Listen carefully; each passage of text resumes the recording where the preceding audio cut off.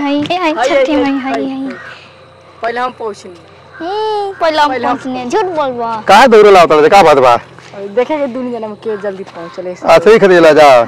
तो हई जन बा न ये अपन छोटी घाट हवे के बात सब के घर साफ होता है ऐसन बस साफ होता तो हमनियों के साफ कर दिए पूरा रंगा के तनी के तारा मत छोट भूखी है तो एकदम सुबह तक पूरा साफ सफाई से एकदम करवा देबो जानो ना एमे लागत कोई अरे तू नजदीक आए तो डेटवा चली देखे खातिर चलन के नजदीक आए डेटवा 2 दिन 4 दिन पहले के पूरा पेंट डेंट करा के छोटी माई के घाट हवे ही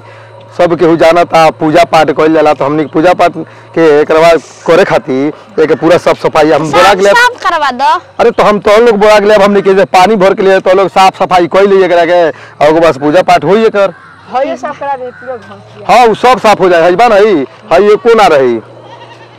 चलो ना कोनो दिक्कत ना हुई तनी एकदम बढ़िया से आके एकदम गोल लगिया जा पूजा पाठ करिया जा अपने माँ के साथ ठीक ना ठीक बा चलो कौन कलर पेंट हुआ है कौन कलर के अरे तोनी के जोन कलर के कहबा जा जोन कलर कहबा तोनी के वही कलर के करवा देब पोता जाता पूरा हाथ में पोता जाता तो अब की पारी जो पेंट होई जोन ना